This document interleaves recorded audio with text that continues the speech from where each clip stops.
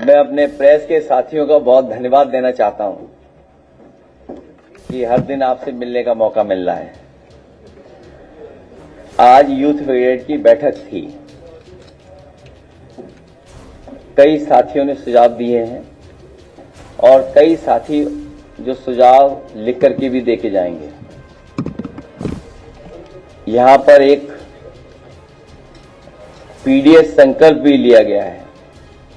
वो मैं अध्यक्ष जी से कहूंगा कि हमारी कुछ बिंदु खत्म हो जाए, उसके अध्यक्ष जी पीडीएस संकल्प जो हम लोगों ने दिलाया इन अपनी यूथ ब्रिगेड के साथियों को, ये गांव-गांव जाकर के, गली मोहल्लों में जाकर के, जहां भी पीडीए पंचायत करें या जहां भी कार्यक्रम हो, कोशिश कर करके पीडीएस संकल्प भी उन साथियों को दिलाएं, जिससे कि आने वाले समय में जो भारतीय जनता पार्टी की सरकार है लगातार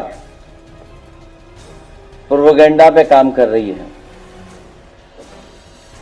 इसलिए हमें जहां पीडीएस संकल्प दिलाना है, वहीं ये भी याद रखना है कि हमारे मुद्दे आज भी बेरोजगारी के हैं। जिस तरीके से नौकरियां घट रही हैं, नौकरियों के अवसर खत्म हो रहे हैं, योग्यता के अनुसार काम नहीं मिल रहा है, सम्मानजनक रोजगार नहीं दे पा रही सरकार, जिन पे डिग्रियां हैं, जिन पे अच्छे प्रोफेशनल कोर्सेज की डिग्रियां हैं, उन्हें डिलीवरी बॉय बना दिया है, तो सम्मानजनक नौकरी भी नहीं दे पा रही। जहां संविधान को समय समय पर सरकार के लोग मिलकर के संविधान के अधिकार नहीं दे रहे हैं, वहीं आरक्षण की पे भी खिलवाड़ हो रही है। नौकरियां नहीं देने का मकसद है सीधा सीधा आरक्षण न देना। शिक्षा में राजनीतिक हस्तक्षेप बहुत बढ़ा दिया है इन्होंने। जो अपॉइंटमेंट्स हैं उसमें राजनीतिक हस्तक्षेप बढ़ा है और एक रंगी हस्तक्षेप ज्यादा हुआ है। युवतियों के लिए असुरक्षित माहौल है, क्योंकि जब हम डेटा देखते हैं तो डेटा में यह पता लगता है कि सबसे ज्यादा असुरक्षित वातावरण युवतियों के लिए कहीं है, महिलाओं के लिए कहीं है, तो वो उत्तर प्रदेश में जो सरकार का अपना डाटा बता रहा है। इधर फीस महंगी तो हो ही रही है, फीस लगातार बढ़ती चली जा रही है, और जो प्रोफेशनल कोर्सेज हैं उन पे हमारे जो ग्रामीण क्षेत्र के बच्चे हैं, गरीब बच्चे हैं, वो पढ़ भी नहीं पा रहे हैं, क्योंकि नौकरी रोजगार कई बार प्रोफेशनल कोर्सेज के माध्यम से भी मिल रहा है। और जिस तरीके से प्राइवेटाइजेशन हुआ है एजुकेशन का, मनमानी हो रही है वहां, उस पे भी हमारी पार्टी के नौजवान युवजन के लोग, यूथ ब्रिगेड के लोग लगातार जनता को समझाएंगे। इधर ऑनलाइन सब कुछ अवेलेबल है, लेकिन गरीब के लिए ऑनलाइन अभी भी थोड़ी बहुत परेशानी की बात है, क्योंकि जिस तरह के उनके पास इंतजाम होने चाहिए, गरीब के पास वो सुविधा नहीं है जो अमीर के पास है। इसलिए ऑनलाइन में जहां सुविधा है, वहीं ऑनलाइन से गरीब को परेशानी है। मुद्रा योजना का भी हम लोगों ने बताया कि 33 लाख करोड़ रुपया बांटा गया, और ये कहा गया कि 33 लाख करोड़ रुपए बंटने के बाद मुद्रा योजना जिनको इस योजना से जोड़ा है, वो कम से कम कुछ लोगों को रोजगार देंगी। अगर हम सरकार का ही कहना मान लें, जिस तरीके से 52 करोड़ लोगों को इन्होंने मुद्रा लोन दिया, 33 लाख करोड़, अगर 52 करोड़ लोगों को जिनको मिला है, अगर एक व्यक्ति को भी नौकरी दी हो, एक व्यक्ति को भी नौकरी दी हो या एक व्यक्ति को भी रोजगार दे दिया हो, तो कोई बेरोजगार बचेगा ही नहीं। इधर हम लोग देखते हैं कि सोशल मीडिया पे सब लोग एक्टिव हैं। कई बार हम अपना पक्ष रखते हैं, सरकार तो अपने प्रोपेगेंडा के लिए इस्तेमाल कर रही है, और सरकार को एडवाइजरी भी जारी करनी पड़ गई कुछ चैनलों के लिए, कुछ सोशल मीडिया प्लेटफॉर्म के लिए, क्योंकि वो इतना खास बन रहे थे कि उनके लिए ही एडवाइजरी जारी करनी पड़ी। अगर समाजवादी पार्टी का व्यक्ति कुछ लिख दे तो उसे पुलिस प्रशासन पूरा पीछे पड़ जाता है। अभी रायबरेली की ताजी घटना सुनने में आया है कि भारतीय जनता पार्टी के लोगों ने मिलकर के पुलिस से पकड़वाया है एक को, और उसके बाद सुना है विधायक जी जाकर के खुद अपने साथियों के साथ मारपीट किए हैं। तो जो इंस्टीट्यूशंस हैं, जितनी इंस्टीट्यूशंस स्ट्रांग होंगी, जितनी इंस्टीट्यूशंस निष्पक्ष काम करेंगी, उतना ही हमें न्याय मिलेगा। लेकिन छोटी बड़ी जितनी भी इंस्टीट्यूशंस हैं जहां पे गरीब की मदद होनी चाहिए, गरीब को न्याय मिलना चाहिए, या हम अपनी तकलीफ परेशानी में उन इंस्टीट्यूशंस में जाएं, तो वो भी हमें भेदभाव की तरह देख रहे हैं। और भेदभाव इसलिए है क्योंकि हमने डेटा निकालना शुरू कर दिया था। अभी कुछ दिनों में उस जिले का भी डेटा हम लोग जारी करेंगे, और सूचना ये देते हैं कि अधिकारी लोगों की कुछ कमजोरियां हैं जिसके कारण बीजेपी के लोग उनसे मनमानी करवा रहे हैं। कमजोरियां हैं कि भ्रष्टाचार किया है। वैसे तो सरकार हर व्यक्ति को पाताल से भी खोज लाती है, लेकिन जो करप्ट और भ्रष्टाचारी लोग हैं वो पाताल लोग नहीं जा रहे हैं, वो मुख्यमंत्री आवास में छिप जा रहे हैं। उन्हें पाताल लोग जाने की जरूरत ही नहीं है, या इधर उधर छिपने की जरूरत ही नहीं है। सबसे सुरक्षित जगह मुख्यमंत्री आवास, वहां जाकर के छिप जा रहे हैं। इसलिए मैं अध्यक्ष जी से कहूंगा कि आज नौजवानों ने संविधान बचाने के लिए, आरक्षण बचाने के लिए जो संकल्प लिया है, इसके साथ साथ पीडीएस संकल्प जो लिया है, हम प्रेस के साथियों के सामने कहेंगे कि हमारे नौजवानों को जो गांव-गांव, घर-घर, गली मोहल्ले लेके जाना है, वो पीडीएस संकल्प एक बार अध्यक्ष जी फिर पढ़ दें।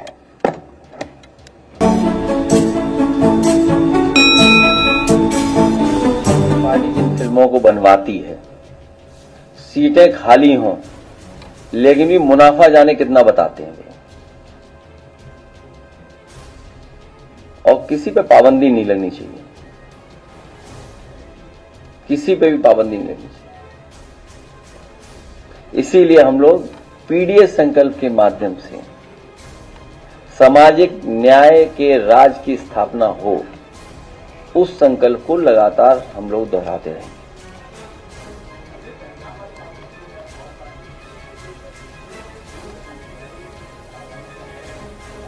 अब ये तो मैं नहीं बता पाऊंगा, लेकिन अगर आपका मुख्यमंत्री जी से कोई संपर्क हो तो उनसे पूछ सकते हो, क्योंकि वो थोड़ा बढ़ चढ़ करके बता रहे हैं कुछ बातें। हालांकि जो हम लोगों को पार्टी के सुझाव थे वो हम लोग प्रधानमंत्री जी और उस स्तर की जो मीटिंग थी उसमें दे चुके हैं।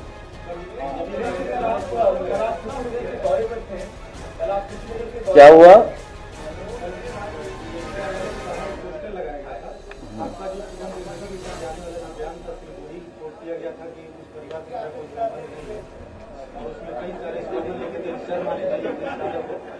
अरे तुम जवाब मत दो अभी। क्या सवाल किया था जो जवाब आ गया है?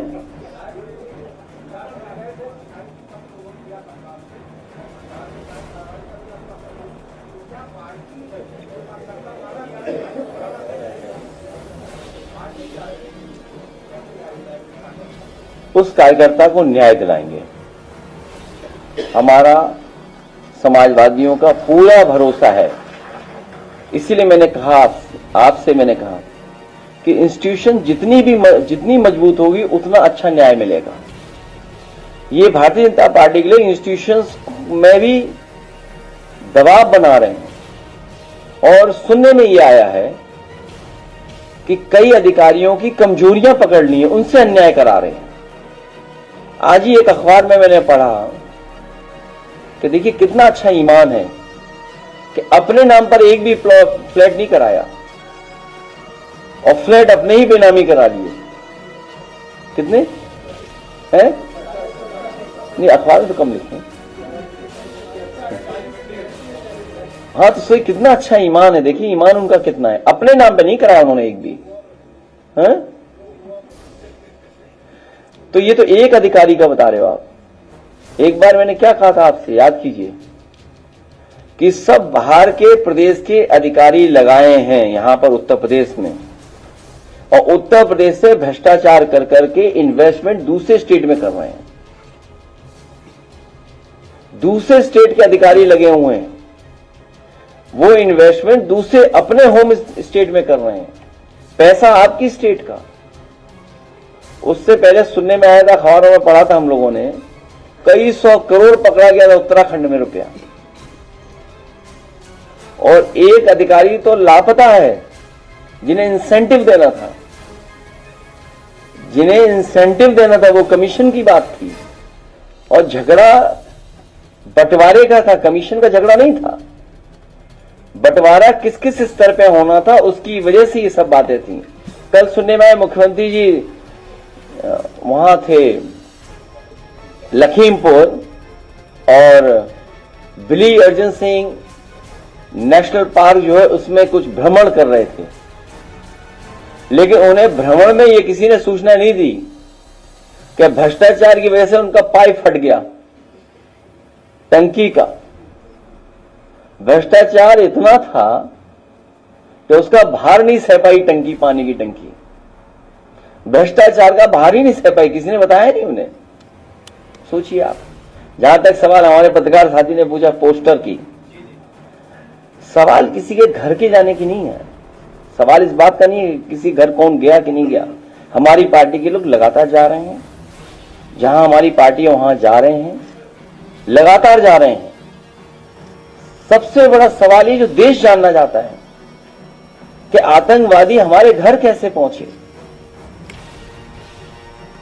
हमारी मांग है कि शहीद परिवारों को 10-10 करोड़ से मदद की जाए, साथ ही साथ उन्हें सरकारी नौकरी दी जाए।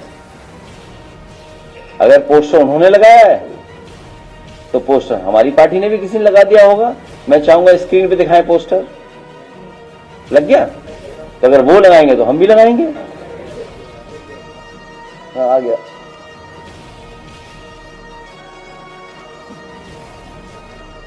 तो ये लोग अपनी नाकामी पर पर्दा डालना चाहते हैं।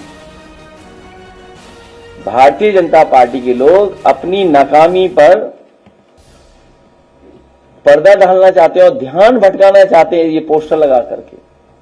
इस देश का बच्चा बच्चा जान गया है, इस देश का बच्चा बच्चा जान गया है कि सरकार की नाकामी थी जिसकी वजह से इतनी बड़ी घटना हुई है। इंटेलिजेंस फेलियर था, फौज नहीं पहुंची या जानकारी नहीं मिली, जो सुरक्षा के इंतजाम होने थे वो इंतजाम सरकार ने नहीं किए। अब तो देश का बच्चा बच्चा जान रहा है। पहलगांव के साथ साथ पुलवामा की भी चर्चा जनता कर रही है। हम और आप लोग बोलें न बोलें, दिल में क्या है वो हम ऊपर आने दें ना आने दें चेहरे के भाव पर, लेकिन इधर जनता ने सुना है कि पहलगांव के साथ साथ पुलवामा की भी चर्चा जनता करने लगी। और इस देश का बच्चा बच्चा जानता है कि इंटेलिजेंस फेलियर था, सरकार की नाकामी थी। ये जितना भी होर्डिंग पोस्टर लगाना चाहते हैं ये ध्यान भटकाने के लिए, या बात कुछ और चलने लगे। अब तो मीडिया वाले भी साथ नहीं दे पा रहे हैं बीजेपी का।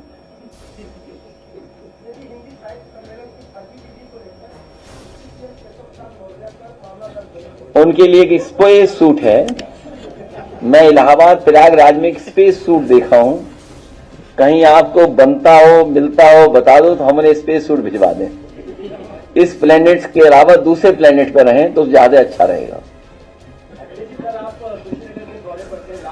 उनके लिए स्पेस सूट है बस, और कोई इलाज नहीं उनका।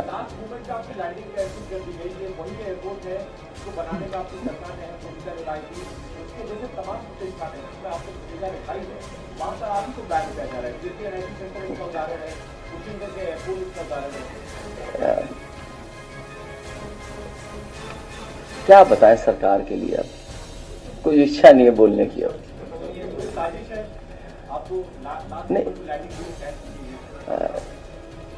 नहीं, मुझे जो जानकारी मिली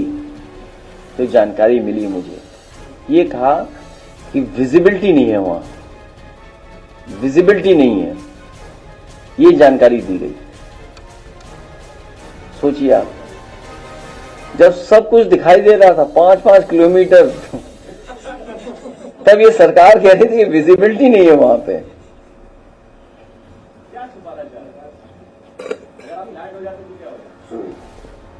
वो मैं साबुन से नहा के नहीं गया था, इसलिए कुशीनगर नहीं उतरने दिया। अगर मैं शैम्पू से नहा के जाता, साबुन लगा के जाता, तो मुझे कुशीनगर एयरपोर्ट पे उतरने देते।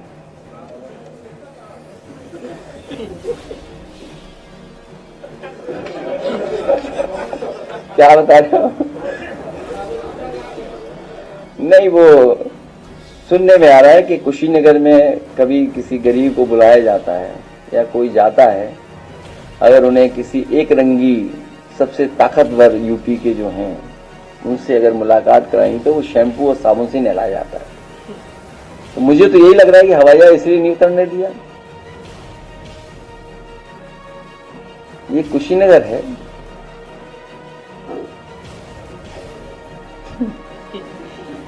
क्या ये सच है वहां है कि साबुन और शैम्पू से नहाओगे तभी मिल सकते हो किसी से?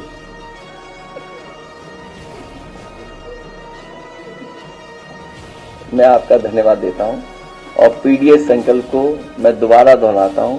मुझे उम्मीद है कि हमारे ये यूथ के सभी साथी गांव-गांव जाकर के, गली मोहल्लों में जाकर के हमारे पीडीएस संकल्प की जानकारी देंगे और साथ ही में न्याय के राज के साथ साथ सामाजिक न्याय के राज की स्थापना हो, उस संकल्प को दोहराएंगे।